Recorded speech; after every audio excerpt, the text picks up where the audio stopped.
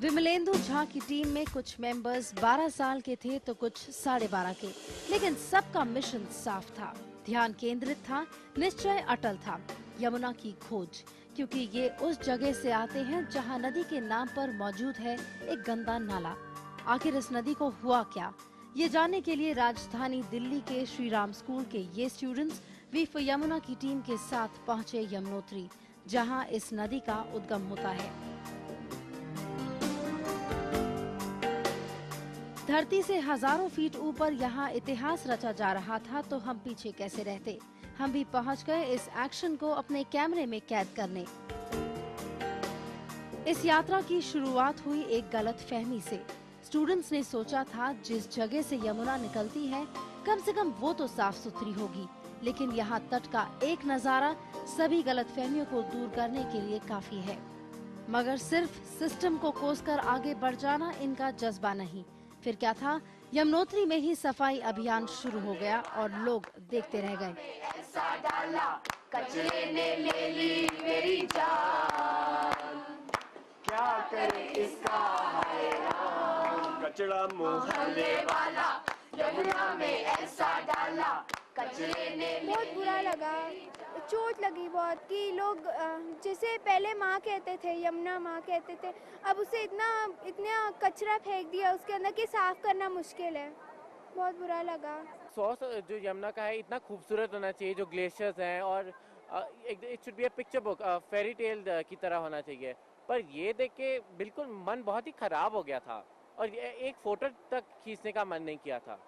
पर definitely we have really decided that आम जनता को अगर अवेयर करोगे, लोगों से बात करोगे, दोस्तों रिलेटिव से सब बात करोगे, तो हम डेफिनेटली इसको रिड्यूस कर सकते हैं। खत्म नहीं कर सकते पर रिड्यूस जरूर कर सकते हैं। इस प्रदूषण के लिए स्थानीय लोग जिम्मेदार हैं या टूरिस्ट, ये कहना मुश्किल नहीं, क्योंकि इस तरह के दृश्य वहीं दिखते हैं जहां ज्यादा टूरिस्ट पहुंचते हैं, जबकि पहाड़ी गांव के पास नदी का तट साफ रहता है। और अब समय था इन यंग साइंटिस्ट के लिए अपनी केमिस्ट्री क्लासेस को याद करने का, अपने test tubes, beakers, litmus papers और केमिकल्स को निकालने का, क्योंकि ये जानना था कि प्रदूषित होने से पहले यमुना का पानी कैसा है और उसमें कौन कौन से द्रव्य मौजूद हैं।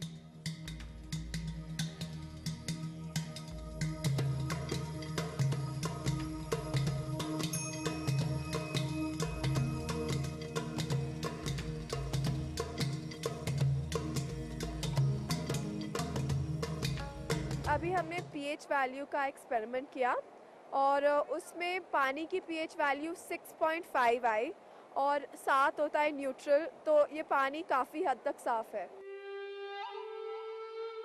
यमुनोत्री में एरोबिक्स और जिम से किसे क्या मतलब।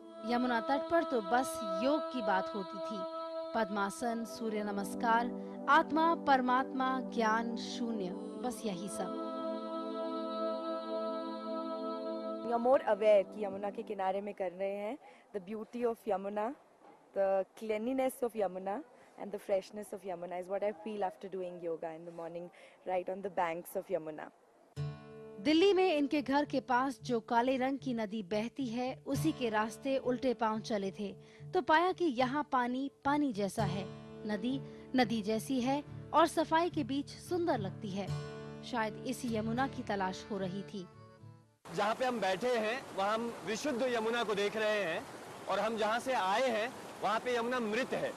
तो इसका मेन कारण क्या है, ये सिर्फ कोई इंसिडेंस नहीं हो सकता है, ये सिर्फ इसके पीछे बहुत सारे कारण हैं जिसका पता लगाना और हमारे सिविलाइजेशन की जो इग्नोरेंस है उसको पता करना कि ये ऐसा यमुना अगर ऐसी है तो क्यों है, यही हमारा मेन मकसद है। नदियों के बिना न पानी है, न खेती, न फैक्ट्रीज, न प्रगति, न जीवन, न सभ्यता और न ही भविष्य। ये बच्चे भले ही नदियों पर बने खतरे को लेकर जागरूकता फैलाने से कुछ न कर पाए, लेकिन आने वाला वक्त इन्हीं का है और पर्यावरण भी इन्हीं के हाथों में। आज दुनिया की सबसे प्रदूषित नदियों में से एक है यमुना, लेकिन इसे पुराणों में एक बहुत ही पवित्र नदी के तौर पर माना गया है। इसे सूर्यपुत्री कहा गया है और ये भी कहा गया है कि काफी तप के बाद इसका उद्गम हुआ। आइए देखते हैं कि आज भी लोग किस तरह से यमुना को पूजते हैं। मुश्किल पहाड़ों को लांघते ये हजारों लोग यमुनोत्री का मंदिर और ऋग्वेद के 5वें अध्याय का 52वां श्लोक सभी यमुना को देवी का दर्जा देते हैं। आज भी हिमालय के उस स्थान को तीर्थ की मान्यता हासिल है जहां से यमुना नदी का उद्गम हुआ। माना जाता है कि यमुना को धरती पर लाने के लिए एक ऋषि ने इस पर्वत पर बरसों तपस्या की, जिसके बाद दुनिया का उद्धार करने के लिए यमुना कालिंदी पर्वत पर उतरी।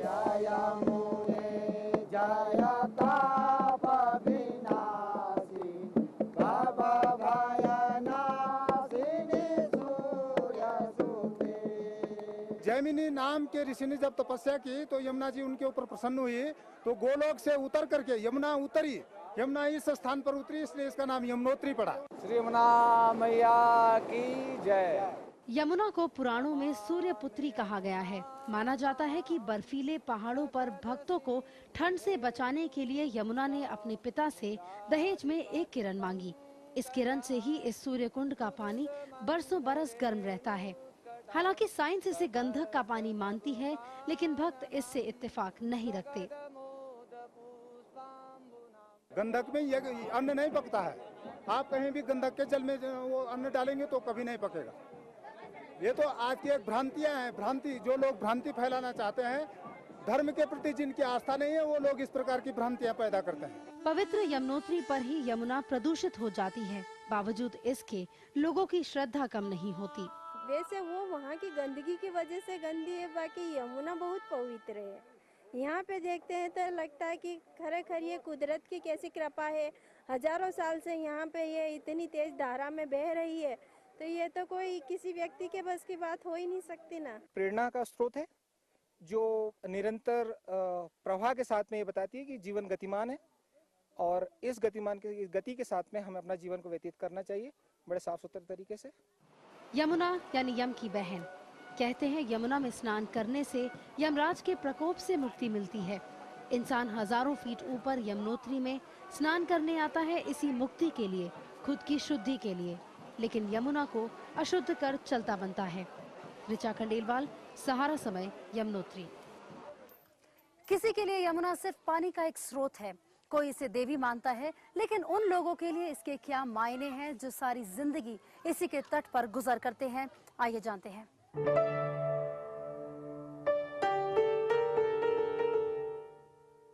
क्या यमुना आपके लिए माँ है या सिर्फ पानी? है हमारी, जिसके पालन करती है हमारा पूरा, वही है हमारी जो करने वाली है, उसी के इशारे पर है हम यहाँ। ऐसे तो पूरा हमारा क्षेत्र है, पूरा भारत है, पर नहीं, हम तो जितने क्षेत्रवासी है या इस गाँव के निवासी है, हम वो तो सब हम उसी को मानते हैं। वही माँ है, वही हमारी पालन करने वाली, हमारी रक्षा करने वाली, उसी के सारे पर हम रहते हैं। यमुना हमारा एक नेचुरल रिसोर्स है, तीर्थ अलग चीज़ है, नेचुरल रिसोर्स है। जो पानी की जो व्यवस्था जो हमारे देश के अंदर वैसे भी तंग चल रही है, अटल जी ने कहा था हम जोड़ देंगे नदियों से, उसका ये नेचुरल रिसोर्स है, इसलिए ये गॉड से भी ज़्यादा है। अगर गॉड से कुछ ज़्यादा है तो वो चीज़ है ये, क्योंकि इसके बिना कुछ नहीं इस देश के अंदर। बुरा तो लगता है, नहीं लगता है, बुरा तो लगता है हमको। जो माँ हमारी मतलब सब चीज देने वाली है वो माँ, और फिर वहाँ लोग इतनी गंदगी कर रहे हैं तो बुरा तो लगेगा ही। वो तो सब चीज को देने वाला है, बरकत करने वाला है, धन दौलत देने वाला है, पुत्र देने वाली है माँ, औलाद देने वाली है, सब कुछ देने वाली है माँ। बोलूँगे उन लोगों कि उन्होंने सारा भ्रष्टाचार कर दिया, यमुना माई को सारा भ्रष्ट कर दिया, तो क्या बोलूँगा। जब यात्रा चलेगी तभी बिजनेस चलेगा। माँ यमुना की कृपा है सारी, वो जब ये यमुना जी नहीं होती फिर इतना टूरिस्ट नहीं आता यहाँ पे। इंसान को जाए वो खाना खिला देती है, माँ का ये प्रसाद है, बड़ा अमूल्य चीज है उसका। सारा भारत जो है माता जी का जो है वो बांध रखा है। वक्त है एक ब्रेक का। ब्रेक के बाद यमुना को और करीब से जानेंगे, देखते रहिए।